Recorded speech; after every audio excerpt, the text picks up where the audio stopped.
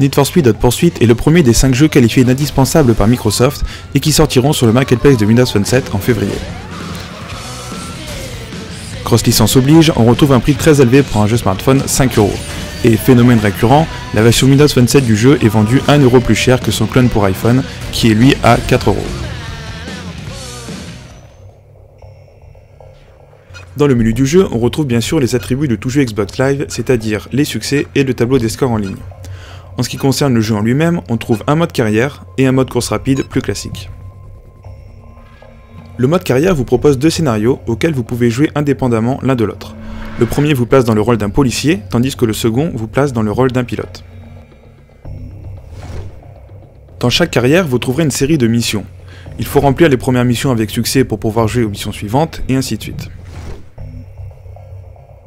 Dans la carrière de flic, vous trouverez plusieurs types de missions. Certaines, sans doute les plus originales, consistent à arrêter un ou plusieurs pilotes en détruisant leur voiture.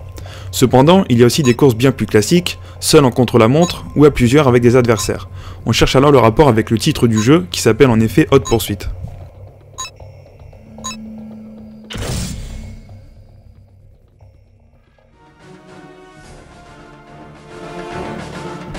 Dans le mode poursuite, l'objectif est de rentrer dans le véhicule de la personne poursuivie pour faire descendre sa jauge de vie à 0. L'objectif est rendu difficile par la présence de circulation sur les routes.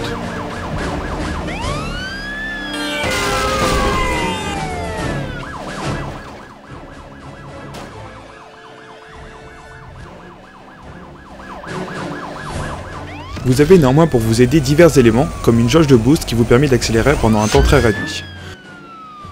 Vous avez également à votre disposition divers gadgets qui varient selon les missions. Par exemple, une herse que vous pouvez dérouler derrière votre véhicule et qui détruira instantanément le véhicule poursuivi. On peut également citer un barrage policier qui se met en place en aval, ou encore une impulsion électromagnétique qui va rendre le véhicule adverse incontrôlable quelques secondes.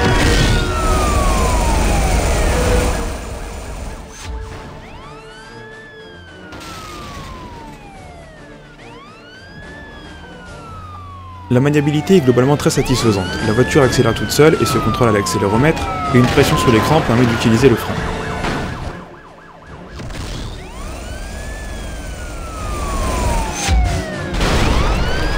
Une fois la voiture adverse détruite, une autre pourra apparaître selon le type de mission.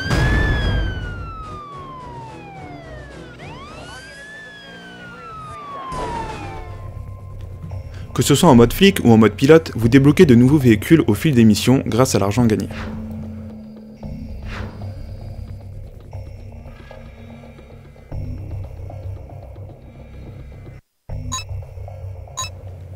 En mode pilote, on retrouve aussi différents types de missions. Un mode poursuite, où vous n'êtes cette fois non plus le poursuivant mais le poursuivi, et un mode course, plus classique, comme dans le mode flic.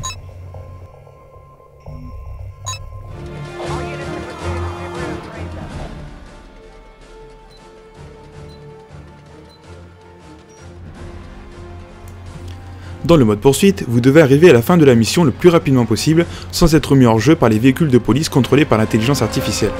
Votre véhicule dispose en effet d'une jauge de vie qui est affichée en haut à droite de l'écran, juste à côté de la jauge de boost.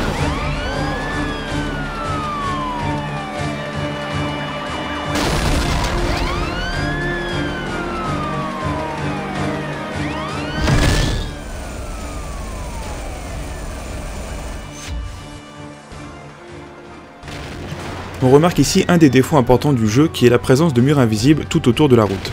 Ces murs vous évitent de vous retrouver dans un décor mais sont parfois très proches de la route. Cela peut être frustrant quand on croit pouvoir couper la route pour prendre un raccourci mais qu'un mur invisible nous en empêche.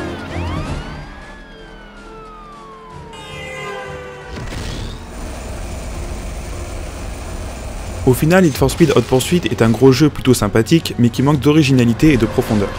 Même si la durée de vie est correcte, les missions sont trop répétitives et le prix de 5€ paraît donc trop élevé. Je vous recommanderais par conséquent d'attendre que le jeu passe à 3€ dans le cadre de l'opération Deal of the Week, et si jamais vous hésitez, n'oubliez pas qu'il y a toujours une version d'essai qui est disponible gratuitement sur le Marketplace.